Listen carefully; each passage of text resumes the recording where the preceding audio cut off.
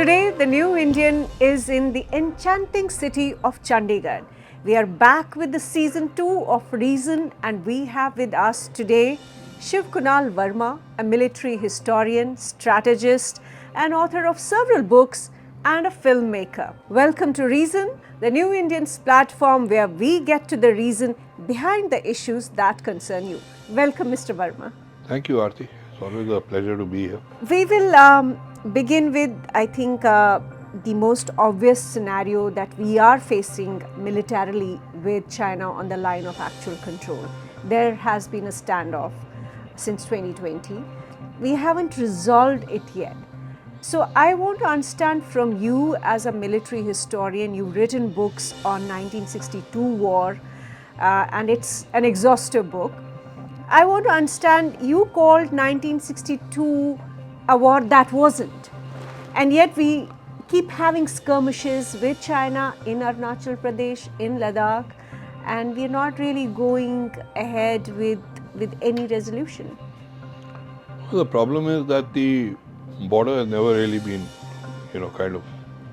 actually been delineated, been marked. 62 also, the Chinese had their claim lines. We had very little say in that claim lines, and then they withdrew unilaterally. They withdrew in NEFA, they withdrew in Ladakh. In Ladakh, they only withdrew up to a point. They had taken Aksai Chin and they kept it. Whereas in NEFA, they pulled back in its entirety, including Tawang. In fact, you did say in your book that at one point they were asking India to sort of settle down.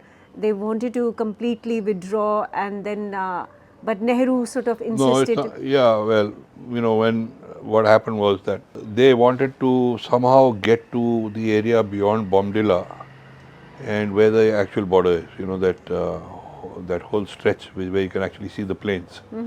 Because they wanted to, in their thinking, it was important for them to be able to claim that he hamara hai. They were never serious about NEFA. NEFA was always a bargaining chip for Aksai Chin. So you're really saying that they're not really interested in Arunachal? Whether they're interested today or not is not the issue. But they were not to begin with. At that point of time, they were not. In fact, Chow En Lai had a very interesting discussion with Durga Das, who was the editor of Hindustan Times. I have referred to that conversation in my earlier book, The Long Road to Siachen, where he categorically said that give us Aksai Chin because strategically that's vital for our link between Tibet and Xinjiang. So you really think that it had nothing to do with Nehru's sort of welcoming Dalai Lama? So it did. I mean, all those things have played a part. Now, for example... Can you explain for our audience, which is usually, I am a layperson, I do not understand military strategy. Why is Aksai Chin strategically important for China and not for us? All right, in that case, I need to go back a little bit, okay.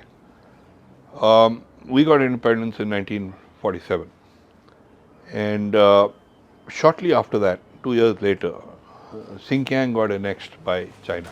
Now, China already had loose control over Xinjiang along with the Soviet Union, but Mao made his initial move at that point of time.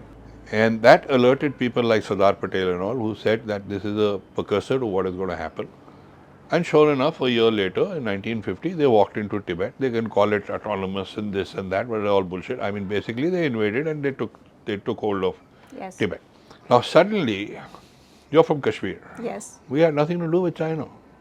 I mean, I'm from Kashmir in the sense that my grandfather was a Kashmiri Pandit. But the fact is, we had nothing to do with China. China was some abstract thing somewhere in the Pacific Ocean, I mean, facing the Pacific Ocean. Now, suddenly, we had 1,500 kilometers of our territory where we were suddenly facing a new enemy.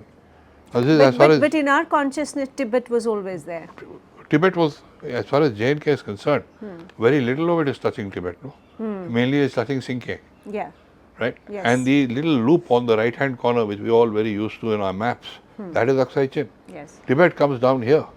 So the only part of Tibet which was actually touching J&K was actually the area around Demchok and all that, which was Ladakh, right? And Ladakh also J&K used to look at as Little Tibet. So there was a lot of ambiguity about these areas at that point of time. But as far as J&K was concerned, The bulk of the border was with this thing, and the linking area in between was sticking out like a sore thumb is the Aksai Chin, which is 17,000 feet base Yeah. level. Yes. Pangong shows 15, Yeah. right? 17,000 feet. So it's a flat terrain. It's got peaks shooting up from there, etc. The Maharaja of Kashmir had one post earlier, but in 1947 we had withdrawn it. वहाँ कोई जाता नहीं था. And even on the Chinese maps, it had marked that area as Indian control, under Indian, British India and all that kind of stuff. They used to mark that part of the map with dashes. Now all that started to change later in 1954 when the cartographic aggression and all started, but that the Chinese went systematically about the whole thing. Now Aksai Chin for China, right from the word go, was of vital interest. Because that's the only way. See, even when they went into Tibet the first time, they have cut across the Aksai Chin area. Aksai Chin does not need engineering marvel to make a road, okay? I mean, if you get on the other side of the watershed from Kashmir, it's a joke. It's all scree. Scree is like loose bajri. उसमें आप गाड़ी लेके कहीं भी जा सकते हो. You can drive left, you can drive right, you can do whatever you want. So on our side of the watershed, it's all on the Great Himalayan Range actually. Even Ladakh comes under that other category. It's a real nightmare because water is the biggest erosion, and going from left to right is a big problem in our area. For the Chinese, they had to somehow, they couldn't come from the mainland China side. Their invading troops actually came from Xinjiang and they cut across the Aksai Chin. So it should have been obvious to anybody at that point of time that this is what's going to happen. And to a certain extent, Nehru was fully aware of it.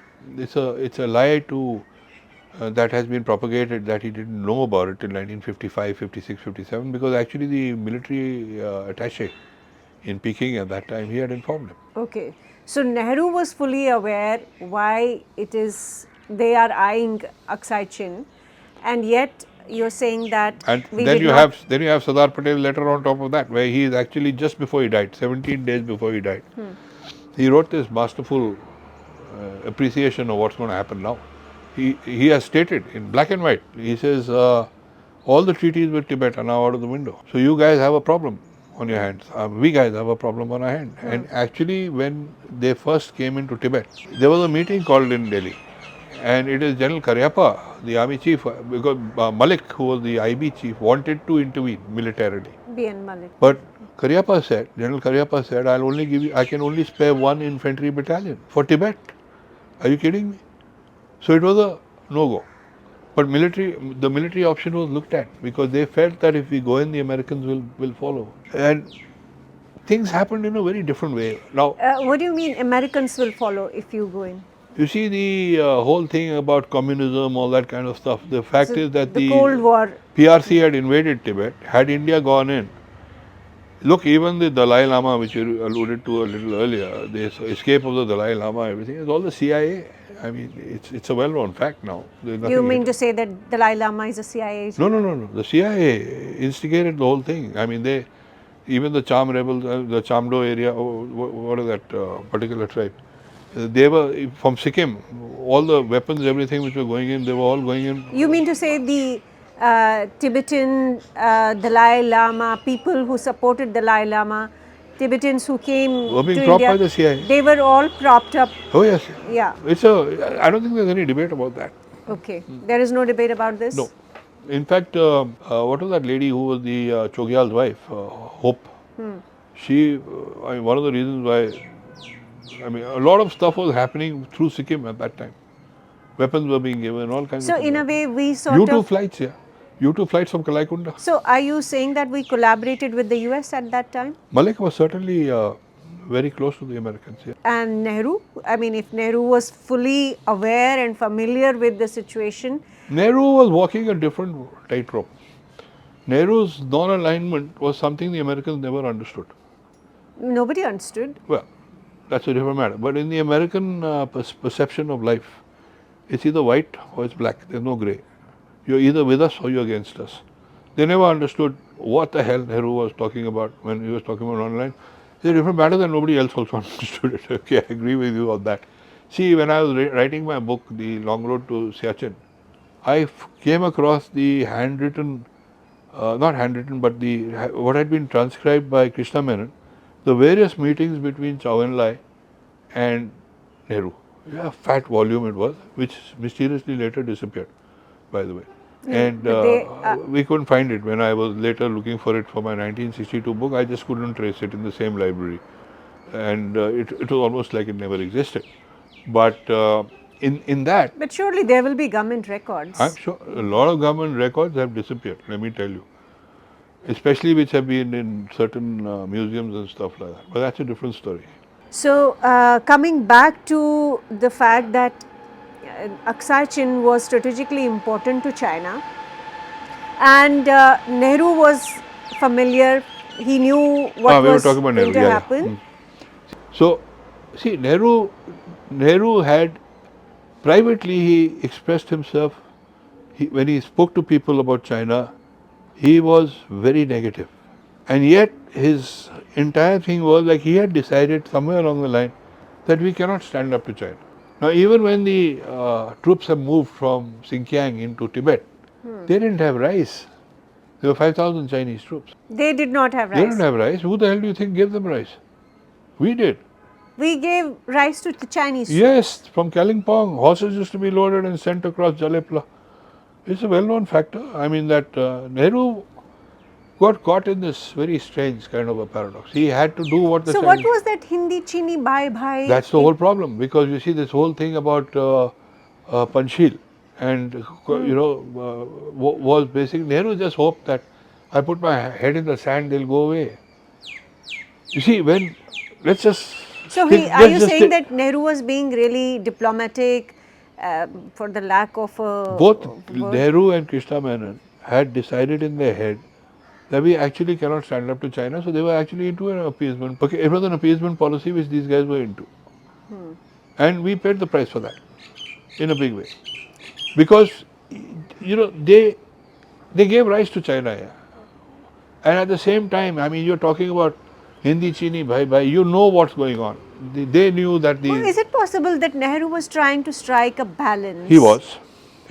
Let's not be unfair to the man also. Yeah, because when you say non-aligned, one could construe that as also being balanced, trying to strike a balance between different powers. Nehru had his own way of looking at things. Where I got derailed was when I was talking about that document where the entire transcribed conversations between Nehru and Chou En-lai. It's a fascinating piece of work because, I mean, roughly it goes like this. Nehru, Your Excellency, something is happening in Congo, something is happening in Peru, and he'll talk about all kinds of things, Egypt and this and Czechoslovakia and this and that. And then Nehru pauses, it says, takes a sip of water. Chou En-lai, to really paraphrase it into very simply, he's not interested in Peru or Congo or this that. He says, Aksai Chin, me, defy you. Okay. Nehru ignores it, carries on talking about something else. And it happens throughout those fat pages that existed. I mean, basically, I'm simplifying it. But basically, every time Chou En-lai says, give me Aksai Chin.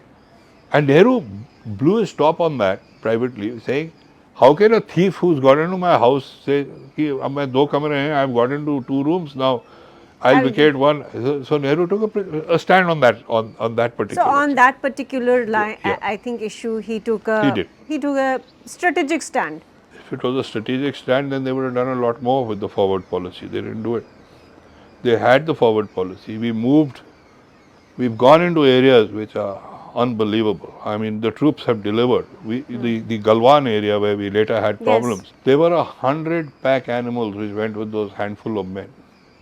There were yaks, there were those Tibetan mules, and there were even some double-humped camels. None of them survived.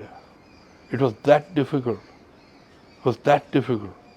And once these guys got there, they built bunkers with their hands. They wanted to plant the flag, which they did, because both Malik and Nehru believed that we'll form the border. China ke saath, we'll never have a conflict with them. But once we are there, this is ours, and 50% of the game is 100% of the game in this game was occupancy. There is a view that Chou En-lai basically offered what is known as 1959 line, that as you said, NEFA was, I suppose from their perspective, NEFA, they would have given up NEFA and they would have taken Aksai Chin.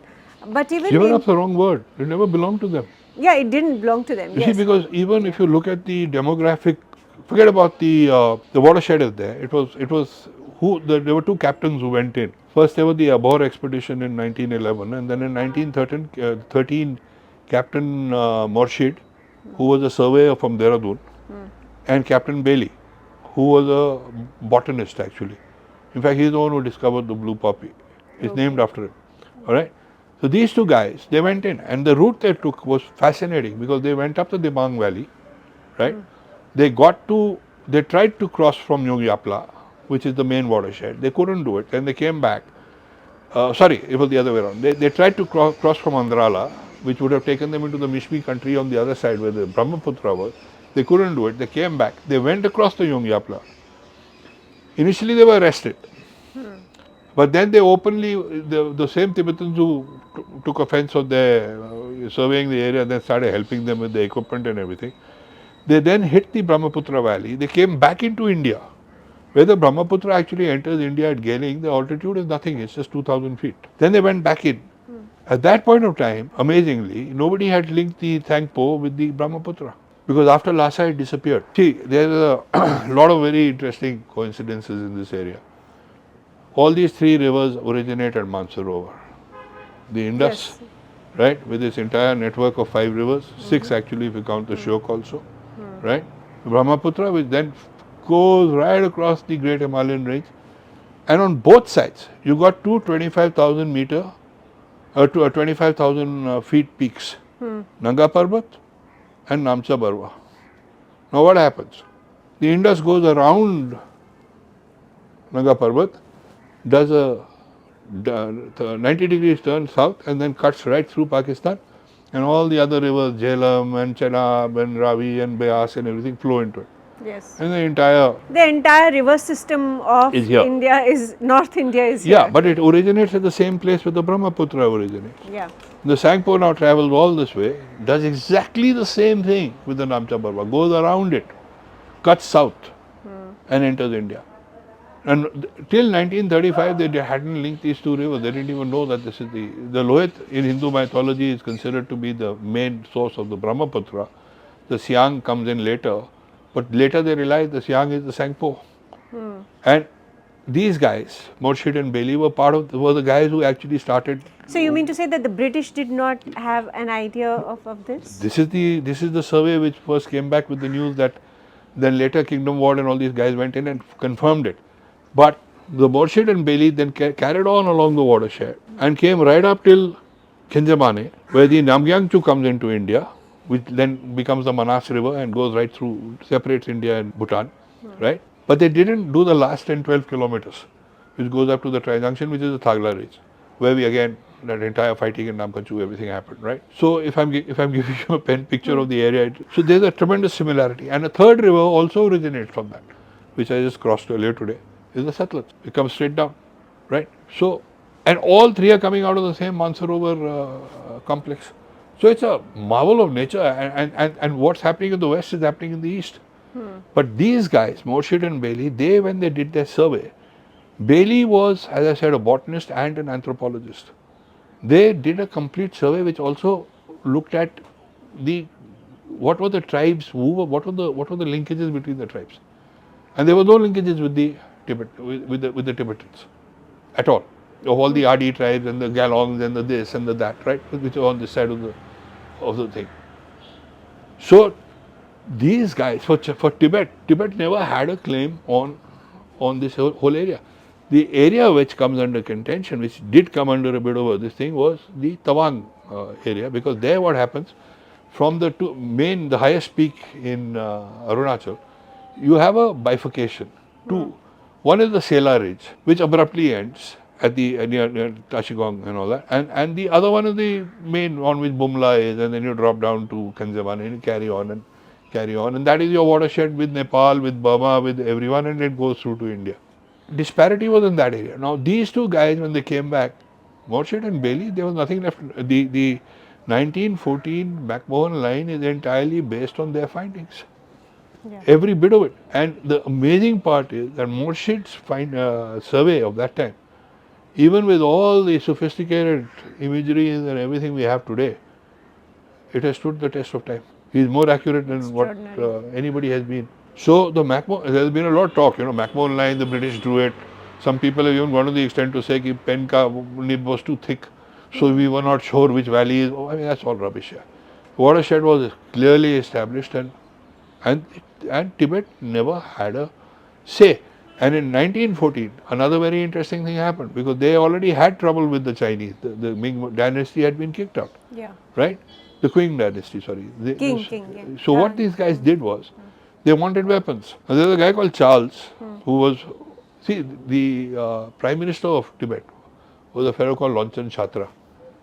The Kashag and the Dalai Lama authorized him. He came with 100 yaks with all the maps and is ghar ka fireplace ye hai, or this is the kind of this thing. So this was not done casually. And Charles actually was working, helping Yongchen. I mean, they trusted this guy. And he worked out this whole deal about giving them 5,000 Lee Enfield rifles and 5 lakh rounds of 1,000 Lee Enfield rifles and 5 lakh rounds of ammunition, etc. In exchange for that, they worked out this whole deal that the Tawang monastery will actually be part of British India, and the ridge will run this way and not this way. So that understanding was already there before China actually invaded Tibet, right? Oh yes. This context was there. Absolutely. The context was there. Now coming back to the fact that if Nehru was fully informed about what China was eyeing in Ladakh, and at the same time Nehru also was doing this diplomacy of Hindi, Chini, Bhai Bhai, and at the same time you are saying that we provided rice to the Chinese troops. What does it really mean? Like, if you have to break it down for lay people, what can we understand from this? What exactly was our policy with respect to China and with respect to the war itself? Did Nehru, I mean, you have blamed General Brij Mohan Kaul in your book in 1962 war. That wasn't. But at the same time, it looks like Nehru willfully or knowingly, not inadvertently, but knowingly walked into this conflict, created this conflict as if with some, I don't know. Nehru didn't know what to do, actually. See, let's give the man his due. He was 57 years old when he became the Prime Minister of India. He was made the Prime Minister of India by the British. Let's be very clear about it. Sardar Patel was 14 years senior to him, right? He was his deputy. They didn't see eye to eye on anything, especially on the whole business of the princely states, etc. Yet, a lot of things. This is your opinion, right? No, or is it? It's an established fact. You go read through all the papers and all. It's very obvious. It's nothing obvious. Actually, Sardar Patel when the airlift in Kashmir was starting, in fact, Sardar Patel has said, if we keep, because Nehru came and again started talking about Peru and Congo and this, that and the other, and he said, listen, if you going to just keep doing your usual stuff, we might as well all go home. So anyway, so the fact is... So you're saying Nehru gave up on J&K in... No. No? Patel gave up on J&K. Patel gave up on J&K. Yes, Nehru dug in. Okay. Nehru hadn't been there because see, Patel's whole thing, he was being guided by V.P. Menon, who was his main advisor. And in this whole princely states business, they got quite wrapped up in this whole business about majority and this, that and the other, etc. Yeah. In J&K, Patel's own thinking initially was that... I wasn't talking about the political aspect. I wanted to know the military aspect, that Nehru in the end did send troops to Jammu and Kashmir. Yes. But of course with the consent of everyone, including Patel. And in fact... At that point, yes. But initially on J&K, Patel was not as firm as Nehru was. Let's just put it that way. Okay. So politics aside, political views on issues aside, let's stick to the military part. We will properly... The Prime Minister, if he had not okayed it, they would not have gone. But then there is a view now, in fact, there are documents which show that Nehru himself admitted that he made a mistake by not sending troops across the line of control, which now is line of control. That was later, Aarti. Yeah. That was a year later. Yeah. We are now talking about, see, look, there's one guy here who's playing a real, very, very strange role, okay, whom we are not talking about. He's the white elephant in the room, which has not, his name has not come up. It's Mountbatten. Mountbatten was the main advisor to Nehru. Mountbatten was the guy, and the British had decided a year before, even before Mountbatten came, that the next Prime Minister of India is going to be Nehru. Even the interim government was Nehru was the Prime Minister. Nehru was 57 when he became the Prime Minister. Rahul Gandhi is going to be 57 4 years from now. So, are you saying 57 is too young or No, too no, old? what I'm trying to say is that here was a guy, right, who was acceptable to the British as the Prime Minister, but why was Patel not looked at as the Prime Minister? Why was Shastri not looked at as the Prime Minister? Shastri was the Home Minister during the 62 war and a very solid guy. But they had a nominated Prime Minister. The nominated Prime Minister was a very well, he came from a very healed background. I mean, he was Motilal Nehru's son. Well, and they spoke very British accent. They were very English. much, yes. I mean, they spoke the language. They were the guys, right? So they were acceptable to the British. And let's not forget what everything that happened in Kashmir. In fact, my earlier book, Long Road to Siachen, I have categorically said it. I mean, and in fact, the vice chancellor of the Karachi University later on ratified what I had said. I had said that Jinnah had been completely recruited by these guys, by Churchill. Yeah, he was reporting to Jinnah's secretary, Judith or Janet, or what was her name, something like that. I mean, it's all, and all these papers have subsequently got declassified. I wrote this book in 2010, and we played to a completely different tune, and that tune was the Brits. Now here, again, Nehru being a Kashmiri and having his own that emotional link and wanting to dig in on this whole thing, and there he managed to convince Mountbatten कि वो गुरदासपुर वाला जो boundary जो red Cliff का था उसमें he managed to do a little bit of tampering. That is what gave us a foothold in Kashmir. Otherwise, the Radcliffe line had we had no access. With such a complex landscape that we saw in 1962, and the way Nehru behaved, the way General Brij Mohan Kaul behaved through that entire war, which according to you is not a war, it was an operation. Can you really, in a very simplified way, give us like maybe one liner or one para analysis of what our policy was and what Nehru was really trying to do in Ladakh or on Arunachal? Both in Ladakh and NEFA, they actually went with Malik's thinking. The Chinese are actually going to do nothing. It's just a bluff. And which was absolutely ridiculous because when... But then you said Nehru was fully informed. So wait, now, let me just again take you slightly back. When Sardar Patel wrote that letter, a lot of people say if Sardar Patel had been alive, things would have been different, blah, blah. He died 17 days later. But Nehru was impacted by that letter because he ordered 3 inquiries. Everybody talks about the Anderson Books report later, but actually the fact is that there were 2 inquiries, sorry, not 3. One was the Himmat Singh Ji committee. It's all classified. Okay. Himmat Singh Ji committee was looking at NEFA. And NEFA was under the External Affairs Ministry. The army was not involved, right, till 1959, when various incidents which couldn't be suppressed anymore came up.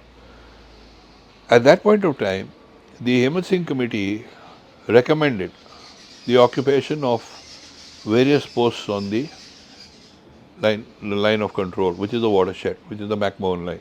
And line of actual control. Which was the way we call it, whatever, the Chinese were there, not there, God knows. But these guys, the Assam Rifles, went hammer and tong and they set up 16 posts at incredible heights.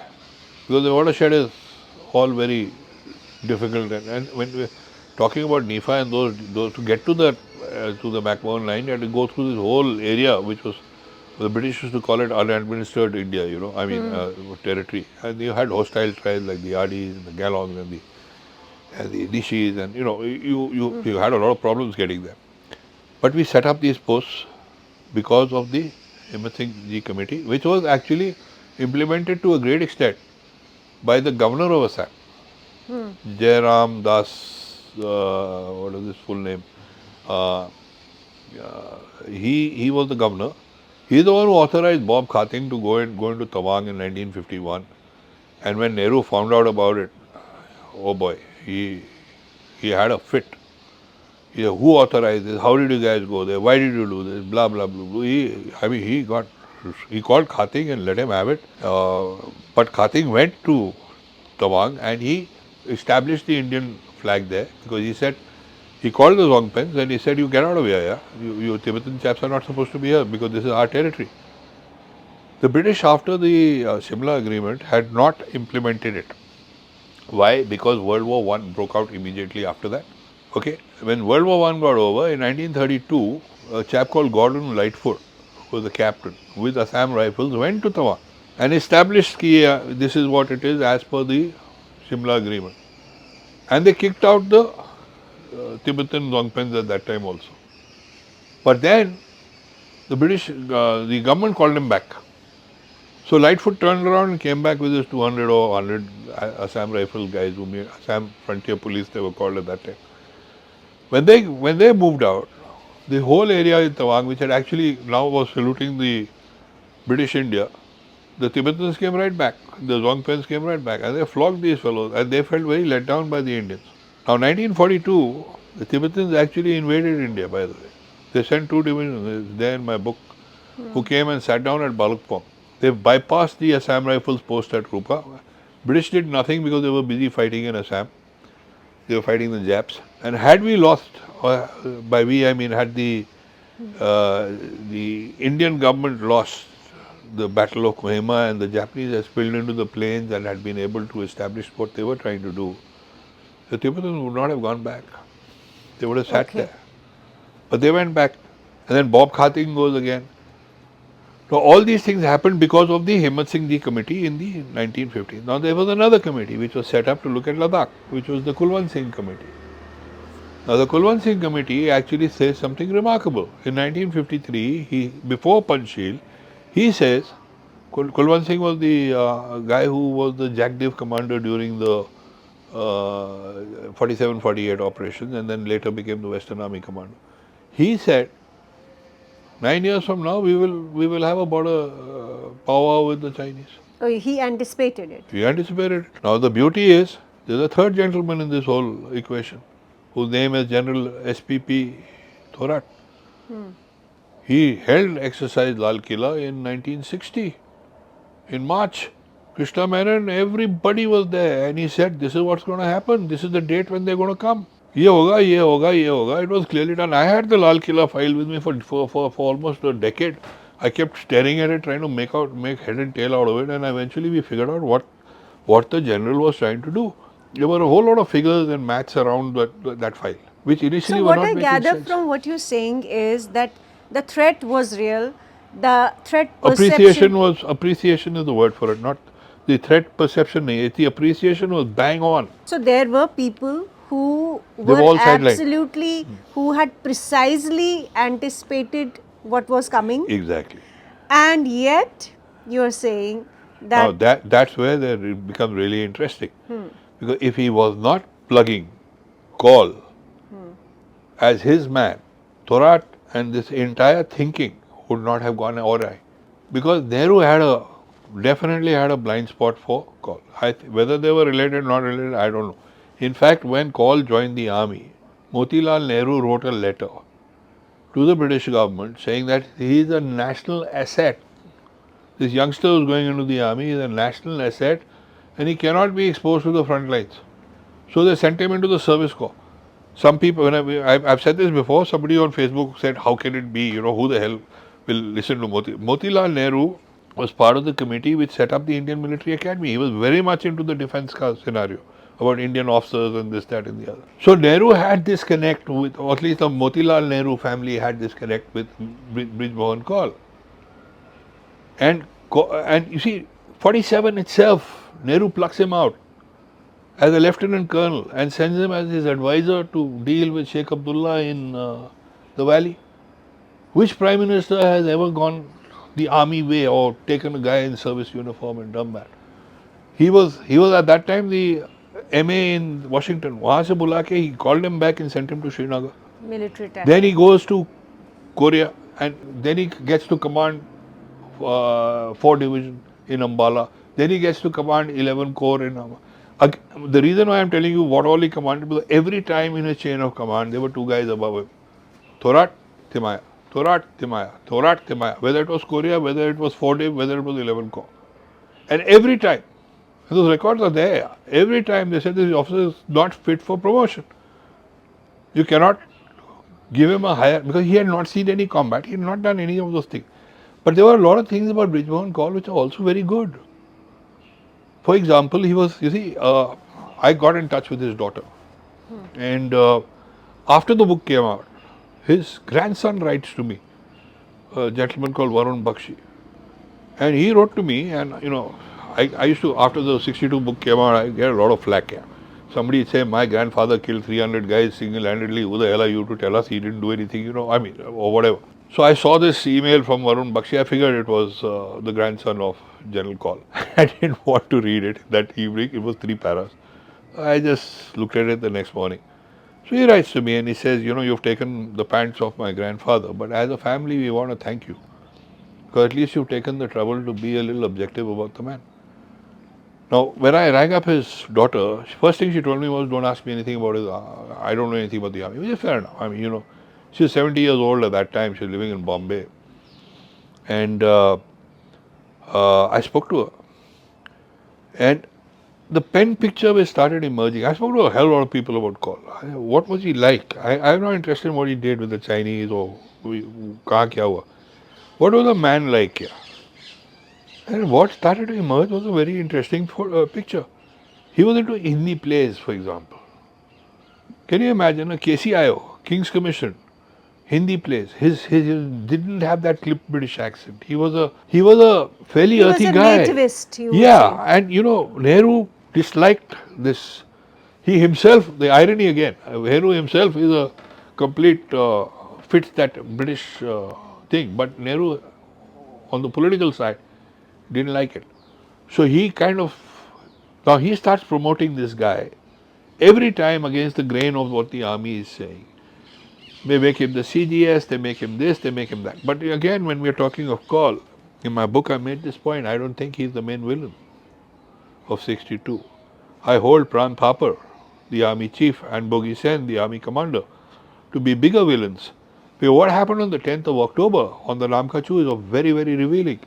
When they first tried to move up to the Thagla Ridge and the Chinese opened fire, Kaul bolted from there. He said, oh my God, they're firing, and he came back. He got a aircraft, got a helicopter, got to Tezpur. Evening, they called a meeting in the Prime Minister's house.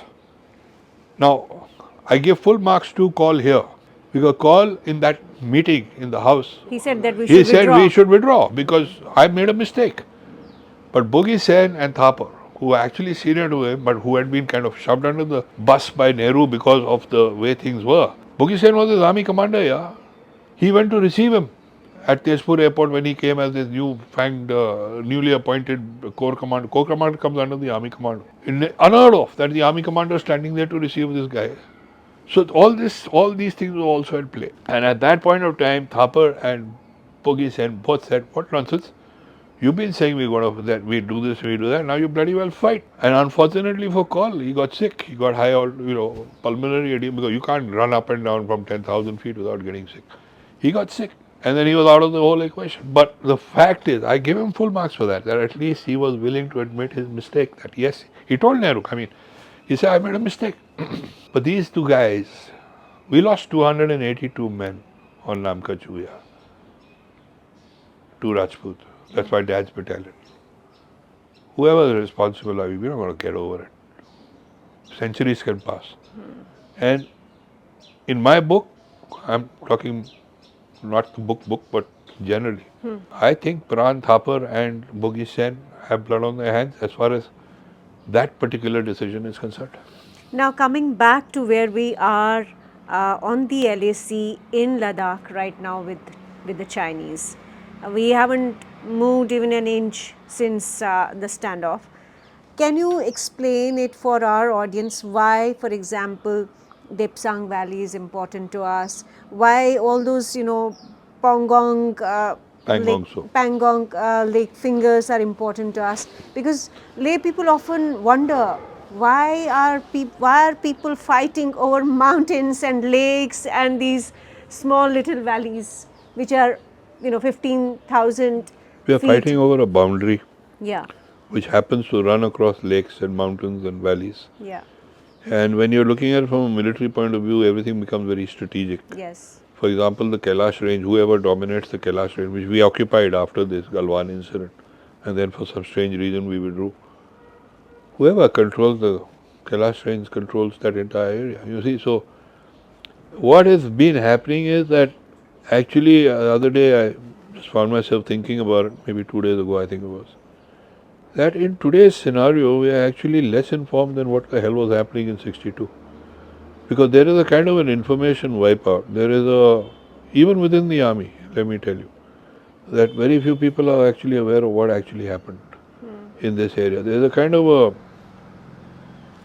a, one knows, okay, this happened, that happened, very vaguely. But the flow of information you got, I was just thinking in the context of the illustrated military history on which I'm working, I was thinking that if we were to actually cover today, could we definitely say that this happened, that happened? Because no, there's too much of a smokescreen around it. Maybe for the powers that we have decided that it's not in the national interest to let us know, but that is exactly what Nehru did to Parliament, right? So it's a repeat of what happened 50 years ago, if that theory is to be the issue. What I can tell you is that Nalapat, who is also the Sunday Guardian MD editor, Nalapat. yeah, MD, he asked me to write a series of articles when On the Galwan Valley episode? during that period. During that. In fact, preceding it. And he asked me to write a series of, I think there were 8 or 10 articles, I don't remember, I think there were 8.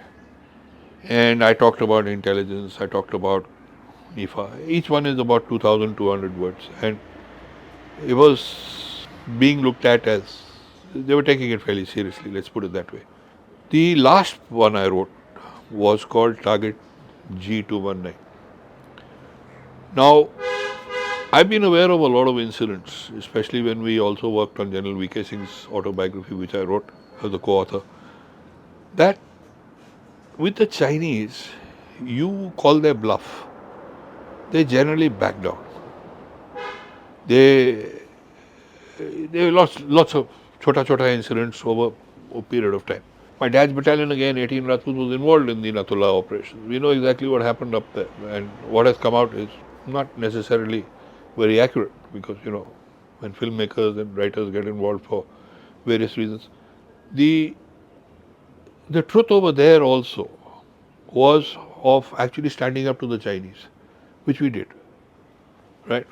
How many died, what happened, isne kya kiya, wo kiya, that is of no relevance. The overall picture is that unlike 1962, where we collapsed like a house of cards, we stood our ground. There were artillery officers involved who did some fantastic work. And the credit for that you give to the Indian military. Oh yeah, right? yeah. Yes. There were two, for what I know, I don't know the full details of it, or can't recall it offhand. There were two, both Anglo-Indian officers. They were gunners.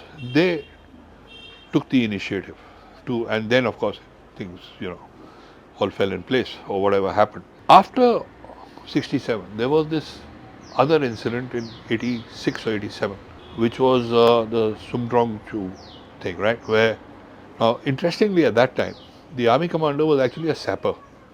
He was an engineer's officer. He got tough with these guys in Sumdrongchu. Sundarji, General Sharma, they were the chiefs, army commanders, but it's the man on the ground, right? And General Nirhari, he dug in. And when he called their bluff, they eventually withdrew from the Sumrongchu Valley. Sumrongchu is the valley which is beyond Namkachu on this side, and if you go further, it's there. So that's the area of NEFA. And then there had been a whole series of incidents, as I said. So I wrote this article saying target G219, right? And it was quite interesting because, you see, when you asking about the Depsang plains and you're asking about DBO and all that, why were the Chinese suddenly jumping all over the blooming place? Just because we tarred that, or we made that airfield at DBO more operational and stuff like that, which again had its own controversies around it. I've been to DBO, by the way. I've been there thrice. But you don't think that is precisely the reason for China to have... Well, so let them get excited about it. Maybe that is the reason. In fact, if that is the reason, I've argued that it's a damn good thing because they're getting jumpy about 32 kilometers, which are now under our Bofors guns. Right? So in that article, I've argued and said... Is that the reason? Because our External Affairs Minister, Dr. Jaishankar, has repeatedly said that it came as a shock that, China, without any provocation, crossed the line and it did. Marched forward. And why we were caught napping is also something which is a huge intelligence failure. They're holding a blooming exercise up there because of COVID and all that. Well, let's not get into that at this point of time in the conversation, because I'm telling you something else. Yes. Now, I've argued in that article that if they're getting jumpy about 32 kilometers and are doing all these funny things, right? What does that tell you? And why are we settling for 32 kilometers? We have a 4,000 kilometer long border with these guys.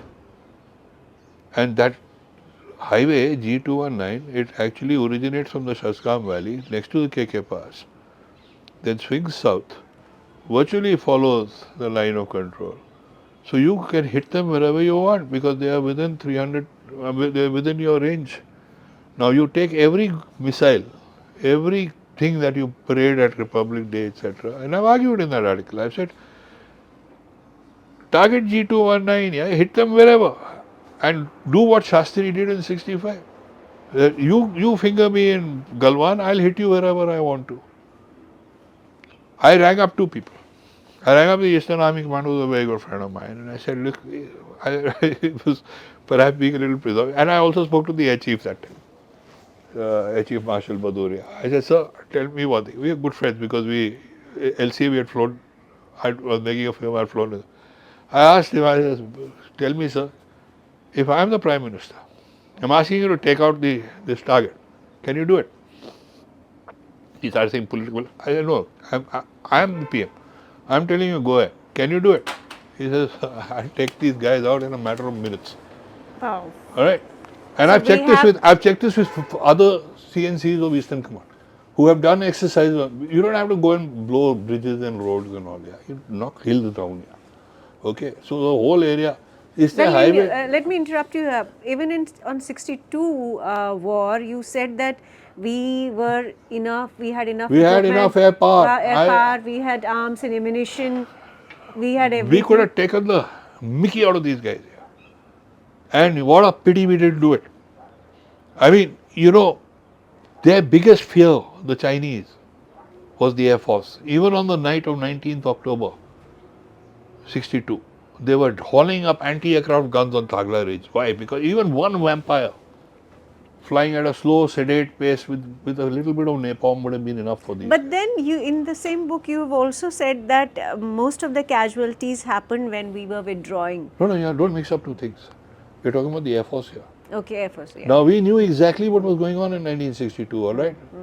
The Air Force, the IB, Malik, did not want to. He wanted to bring in the US Air Force. He wasn't willing to go with the Indian Air Force. I don't know why. Had we, we had actually, there was a Chinese fighter pilot, MiG-19, who had defected to Formosa, Taiwan. And in his debrief, he had also Indians had been allowed to also question him. We knew China did not have aviation fuel. Jagannath was flying up and down in his Canberra taking photographs of every goddamn post. Later, General Daulat Singh, the Western Army commander, said, I was taken by surprise. Talking rubbish, he signed his citation, giving him a MVC for having given him each and every command post, every Chinese vehicle number plates we knew, yeah. क्या बात कर रहे हैं? And we knew that the Chinese cannot fly. They didn't have aviation fuel because they had their lafras with the So Russians. it's almost like we helped the enemy. Well, Nehru wrote this classic letter to Kennedy after the ceasefire. He didn't know the ceasefire because again, that's another bloody joke here. The guy sitting in Peking in the embassy decided to code it. So there was a delay of some 24 hours before that telegram about the ceasefire comes here. What are you coding? Something which the Chinese have themselves said. The Indian government found out about the ceasefire through PTI. Wow. I mean, even now, so let's come back to G219. So I said, take it out. All right? I argued very forcefully in that article. I said, hit them, yeah. Now I'll tell you what happened. Very interesting. That same evening, Nalapat rings me up. Have you heard anything? So I heard what? He says, has there been any reaction to what you suggested in the PMO? How do I know? He said, and he asked General VK Singh. I said, no, I don't go around asking him these things. And he says, no, they read the Sunday Guardian and all that. But then, a short while later, I get a call from Joyita Basu, who's the editor. And she was over the moon. She said, guess what? I said, what? She said, the Chinese have banned Sunday Guardian. Alright? So, and apparently the second time it happened. The first time it happened was the Blitz in 1953. Oh. So suddenly everybody was looking at this. Okay. Next morning, I won't name this guy, but he's a very senior leader of the opposition. Okay. And a chap I have a lot of respect for. He WhatsApps me in the morning. I still got it. I had disappearing messages that switched off after I got that email from that message from. He freaked out on me. He said, what are you doing? You're advocating nuclear war. I said, am I? How? A weapon is a weapon, yeah. If you can use a nuclear But bomb. that argument can be made because in 62 neither of us. No, I'm not talking 62. I'm talking about now. Now, yes. So, and I'm saying that if they finger you in Depsang, they finger you in Galwan, they finger you in the Tri-Junction area in NEFA, they groove anywhere. Why are you fighting on their terms? Yeah, you say we'll take you out. Yeah. फिर देखते हैं कहाँ जाते हैं. Let's see. So you don't think that it can escalate into a nuclear war? Anything can escalate into a nuclear war. Your scooter bumps into somebody else's. That guy doesn't like it. He turns out to be the first secretary of the United States. He can send a nuclear. I mean, theoretically, any damn thing can happen. No? Yes. The point is, Pakistan has a nuclear bomb. It's a deterrent. So India can't do anything beyond a point. So they believe, right? We buy that theory. We have a nuclear bomb.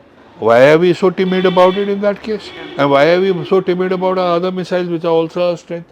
मैं थोड़ी ना कह रहा हूँ कि go fire off a nuclear thing. I'm saying first you and announce it to them. We've got missiles pointing at you in Manali, in Kullu, in Shimla, in Dehradun, in everything, and you say first use.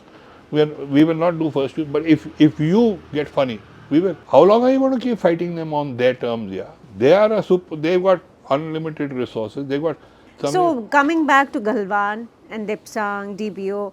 What exactly is the situation? I mean, you also just a while ago said that it's repetition of the history.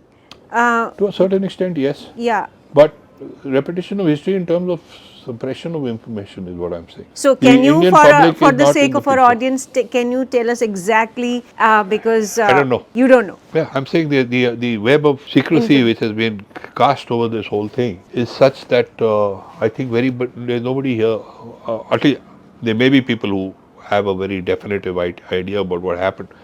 But overall, I don't think anybody can actually say with great authority that this is what actually happened, because there has been a definite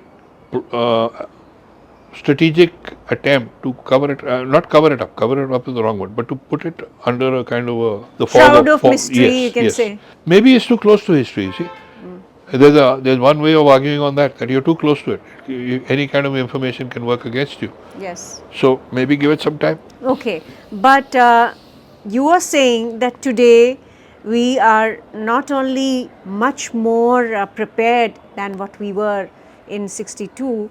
In fact, you are saying that even in 62 we were prepared, but we didn't take that chance.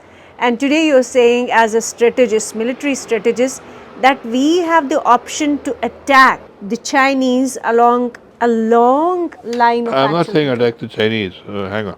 We can cause them serious harm. We are not an invading kind of a country. What the hell are you going to go and invade and hold out there? There are a lot of people who talk about taking back Aksai Chin. Take back what? Yeah. It's 17,000 feet. I mean, where the hell are you going to go? There are no villages, there are no roads, there is nothing. What are you going to take? It can only be a diplomatic exchange and get back there if at all. Militarily, you can't do much. What I'm saying is, But by targeting G219, let me interrupt you here. You said with respect to 1962 that had we gone in, the Americans would have entered. for Tibet in 50s, not in 62. Not in 62? 1950, yes. Okay.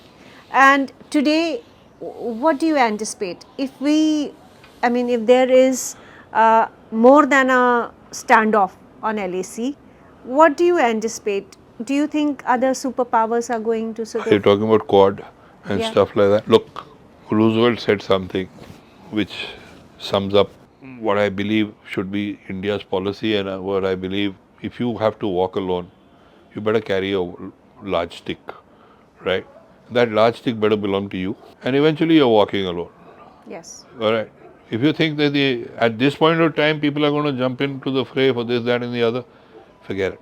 In fact, they'll use you as a kind of a pawn in the whole game. You have your own equation with the Chinese. You need to talk to them a little. Sit down and discuss it. Okay. You referred to the external affairs minister talking about. He also talked about a big GDP versus a small GDP, or which way he put There's it. a You gap. know, he was being very candid. Yeah. In my There's opinion, a gap between India and China. he was very economically. huge. So I'm saying the same thing, and that's what I'm saying by saying target G219. I'm saying, all right, you tell them. If they are building a tunnel, we must build a tunnel. If they're going to have so many fighter squadrons, we have to have so many.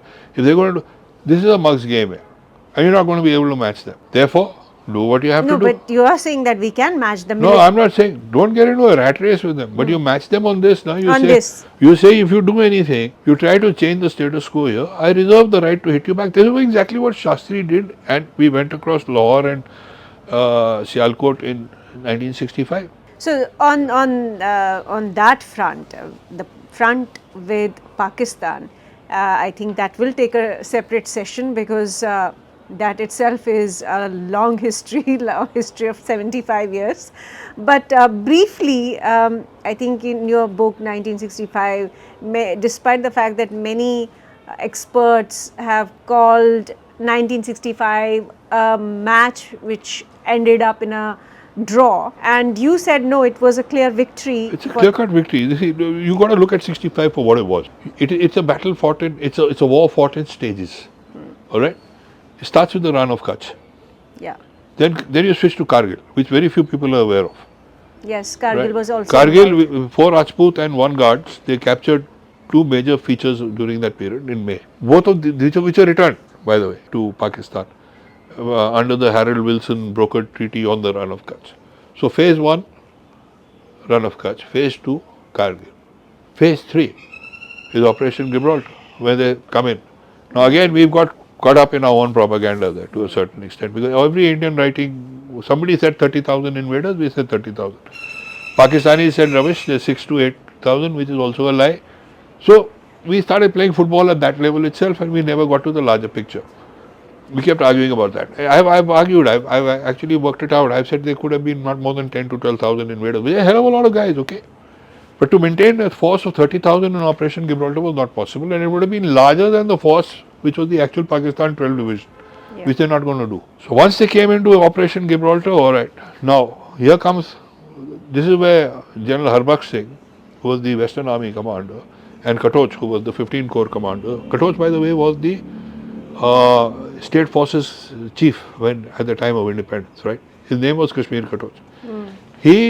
These guys, they decide to go for Haji Pir and the Kishan Ganga Bal, which the Pakistanis never expected. They've got 12 columns inside India, and now what does Harbaksh Singh do? He cuts the retreat. The door shuts behind you, you lost the battle. Yeah, I think that's. So now what does Pakistan do? Pakistan launches Operation Grand Slam in Akhnur and Cham, right? There also have Cham, Jodia, Akhnur, Cham, Joria, and then Akhnur. They go for you there. Again, I think Indian historians have missed a couple of points here. How the way they have implemented this, I believe that they actually had this worked out for a later assault on India in the Fazalka area. But they've taken this whole thing and they've brought it here. There are reasons to believe that there was a very strong possibility that this existed as a plan. Okay, then what happens? Some Georgia we are caught on the wrong foot. We throw in the vampires get shot down. Then the air battles start, alright, the initial nats and the skirmishes. And then Shastri says, go for Lahore. So we go down the Grand Trunk Road. We get to the Ichugal Canal. The Pakistani defense system was based on the Ichugal Canal. Ichugal Canal was built with Indian money. Okay. And what they did was the western bank is about a few meters higher than the eastern bank. And they had pillboxes. It was the entire Pakistan defense is based on that. Lahore is just 12 kilometers from Wagah border, yeah, or whatever. Oh, sorry, maybe 20 kilometers. And the Ichugal Canal was 12 kilometers away. And they had all their screening posts on this side. We got engaged in that. We did not use our air force for ground support at that time. Pakistanis did. They shot the hell out of our B and F echelon vehicles on the Grand Trunk Road. So three Jat which got to Dograi got across the canal, but they had to be pulled back because all the support went because of poor planning on our part of not wanting to use the air force. God knows why. Same thing happened at Barki. Barki we got bogged down, and in Khemkaran it became a hell of a slugging match. Then we had actually made a mistake, and I've argued about that. I put that down in the 65 book. General Chaudhary had insisted on a two-pronged attack, Lahore and Sialkot. He split the forces. Harbakh Singh only wanted to go for Lahore. 26 D was enough to handle Sialkot. But we split our armor, we did everything. We brought the Ravi into play. The Bari Dawab and the Rachna Dawab. This whole thing is based on that. We goofed it to a certain extent. I don't think, knowing what Shastri's basic attitude was, that he actually wanted to take Lahore and Sialkot in the sense of World War II, take Sialkot, and he was not looking at total war. He wanted to threaten Lahore, get these guys to the table. Well, this is exactly what happened. Now, but then, I mean, despite the fact that Pakistan came to the table with nothing really, we went back to status quo. No. So let's first finish that question of yours about who won the war. They attacked us at Ran of Kutch. They went with a brigade against Sadar Post, which was held by about 15 or 16 CRPF Jawans. They didn't run. They fought. 4 or 5 or 6, 7 were killed. Right? Pakistanis failed to break through. In the Run of Kutch, they were fighting from hard ground. We were inside a swamp. Right? They made it sound like a massive victory. They became victims of their own propaganda. Because that's what they said, hum to jeet gaye. You know, they used to talk about, they thought Shastri was Ayub Khan was on record. He said, dhoti clad, this thing. And as far as the Pakistan army was concerned and the Indians were concerned, they used to call us what? Buzdil. Cowards. Basically, this vegetarian. So they found out that curd rice also has its, nutritional value, and they got a solid bloody hammering. They are lucky that we made a mistake in the end, where General Chaudhary communicated to the Prime Minister. He had a huge blunder in the ammunition business, because Shastri asked him. Prime Minister Shastri asked General Chaudhary, how much ammunition do we have left? And he said, we exhausted it. He said, it. 13% reh gaya. Whereas Pakistan was left with 13%. General Chaudhary had this habit of not referring to his staff. We had 87% ammunition. All our depots are behind. It takes time for the trains and all to get into position. They were already there. Shastri wanted to destroy Pakistan's war-making capacity. Had he done that, 3 million Bengalis would have been alive. Because the same Pakistan army later went and massacred 3 million people. I mean, the Pakistani army may have massacred about 1 million, but the Razakar massacred too.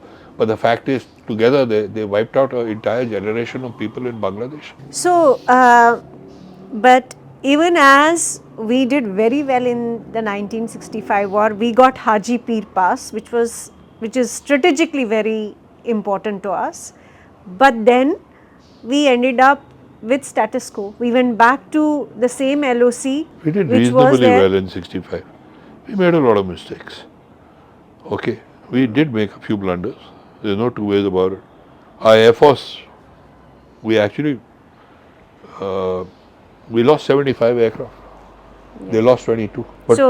But we lost them all on the ground, because we whether it was Kalaikunda or Pathankot or wherever, we were lined up absolutely. Pakis had I mean, it was like a duck shoot for them.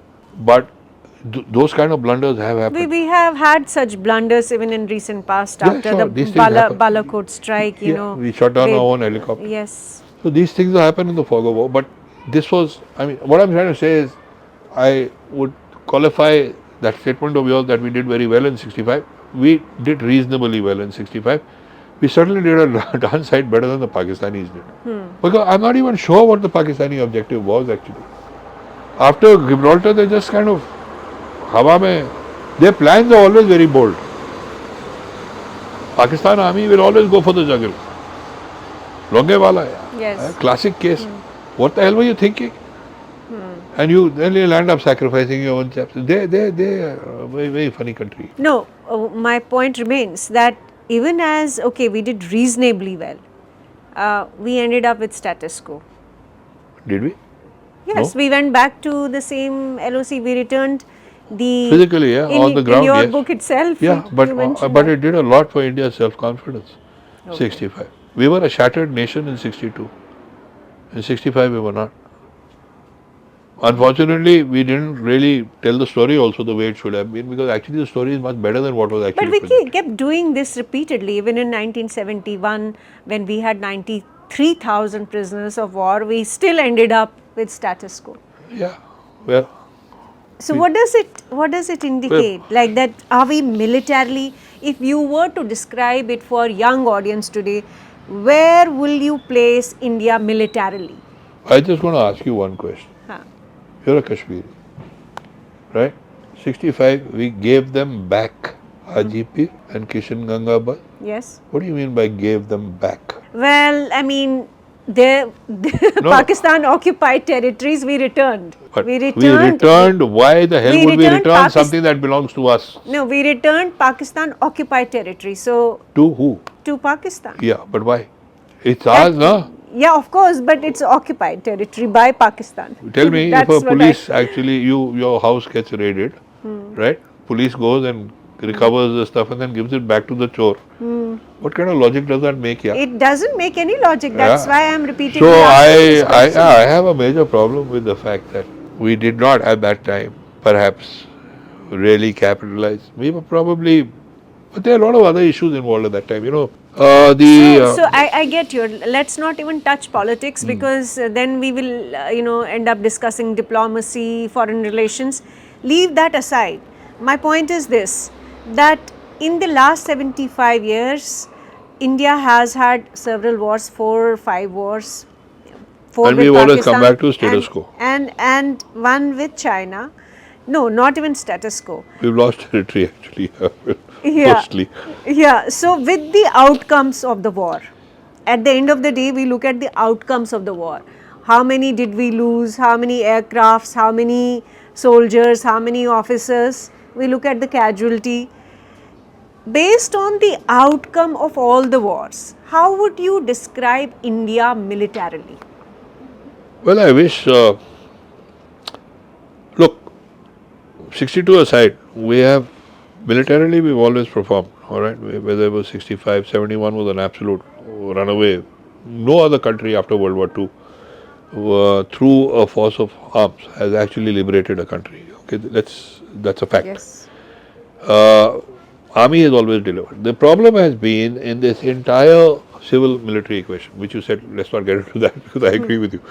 But the point is that I don't think the politicians really understood what was, or even if they understood, the compulsions of world pressure or whatever was overwhelming for them, because we don't know exactly what happened.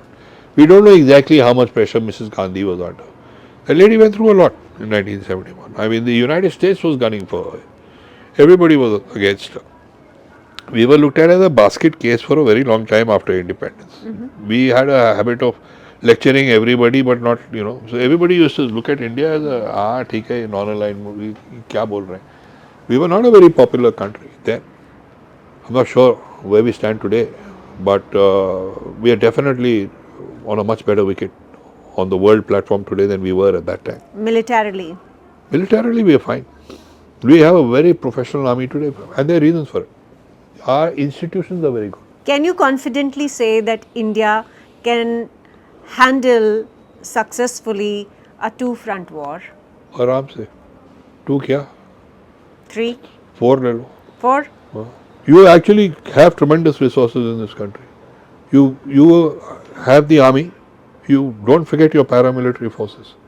You have Assam rifles. You have ITBP. You can say, yeah, a lot of people have a lot of things to say, but I don't think they've actually researched the actual firepower that we actually have. Don't forget that the Vietnamese, when they got attacked by China, by the PLA, the first guys who actually turned the tables on them, it was not the Vietnamese army. The Vietnamese army was sitting in Laos and in Cambodia. It was the border guards. Now, if you get your border management policy all right and you get all your security forces under play, you almost have two armies. So what are you worried about 1, 2, 3, 4 front? I said, it really doesn't make a So difference. you are saying that we can easily retrieve Pakistan occupied Kashmir, Gilgit Baltistan. I didn't say that. Aksai Chin. I didn't say that. Don't put words in my mouth. No, I did not say that. I think that. Do we have the capacity? Let me reframe the question. I don't think capacity maybe, but I think the time has passed of taking back POK militarily. We could have. Okay, maybe in 65. It has passed. Yeah. Militarily. What are you going to do now? Because if you actually go into POK, you would have gone into POK a long time ago if they didn't have a nuclear bomb, right? So that deterrent comes into play. No, but we already discussed that. No, we talked about it vis-a-vis. I said, why can't we do that with China? But the Pakistanis are doing that. If you actually go into, when you're talking about two nuclear countries here, yeah? We're talking about nuclear neighbors on both sides. Yeah. So if you're talking about China, Pakistan, and India, all nuclear. Yeah, no, neighbors of India. So what I'm saying, if you confidently wrote after the Galwan Valley episode that we can actually push back China. No, wait. What did I say? I said, we tell them we're putting all these missiles here. Missiles here, okay. But we will only use it if you finger us first. Okay, we will not go in for first use because we are not an oppressive country. So in a way you're saying that the same logic applies even on the frontier with Pakistan. Pakistan, why are we worried about them? They don't exist actually. They are just a pinprick. They are a cat's paw for Pakistan, for China, and they have been a cat's paw for them since 1965. Gibraltar, I have argued in the book that Mao is the one who actually set up Bhutto. Yes, you have. In fact, you said that Mao actually gave the plan. And he was egging him on. Chalo. In fact, Ayub Khan initially said, rubbish, are you mad? But, things moved. Pakistan has always been a cat's paw for China. Let's face it. So you do not anticipate that Pakistan might help China in case China goes for, say, an assault on India? You don't think that Pakistan could actually collaborate with China? Collaborate and do what? Attack us across that front? No way. Let them come. We'll have more targets to shoot at. That's about the only good thing about it. Look, all these theories and speculations are actually in the air because I actually believe conventional war now is almost a thing of the past. Conventional war is thing of the past? The kind of 62, 65. This kind of constant sniping at each other and not sniping at each other, they're sniping at us. This kind of terrorism and what is it called? Low intensity warfare. All this will carry on, right? But countries attacking countries and all that kind of stuff, of course it can happen. We have two ongoing wars in the world right now, one in Ukraine and the other one in Gaza. I'm talking about the subcontinent. Okay, in the subcontinent, in Asia, you don't foresee... I don't really see borders changing now because too much of water has gone down the various rivers. And as an Indian, of course, one always feels POK is ours. You see that map. Even that little bit of Aksai Chin which lops it off, it changes. We've grown up with every square inch of that of our country belonging to us. But I think these are theoretical questions, which are: can we take back POK? Can we do this? Can we do that? You don't know how things are going to go. We may not take back POK. POK may merge with us. No, that is separate. I wanted your answer with respect to military situation. That does the military have the capacity to, let us say, if there is a situation, politically there is a situation, Can India retrieve both Aksai Chin and Pakistan occupied Jammu Kashmir and Gilgit-Baltistan? We don't have that capacity. Even if we did, it doesn't make sense. Militarily, it does not make No. sense. No, it doesn't. Aksai Chin, as I said, you can take it back politically. POK, you can take it back politically. You can take these things back politically, not militarily. Militarily, what the hell are you going to go in there and do here?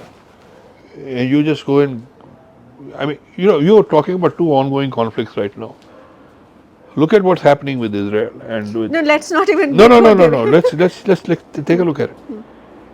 Nobody today is in a position to actually change frontiers. Well, The Russians are at it. Russians have included parts of Donbass. Oh, And parts, yeah. But what I'm trying to say is that it's a different scenario today. You are not in a that World War II kind of immediate post World War II scenario where conventional tanks were going in and this was happening and that was happening, because today everybody jumps into it. You don't know post World War II, several boundaries have changed. The only war where a boundary has changed is Bangladesh. Not only Bangladesh, but even if you look at the Palestinian territories in 47 and how they have changed in the last 75 years. You look at the Balkan wars. You look at Czech. Okay, let me put it to you this way: you manage what you've got, manage it well.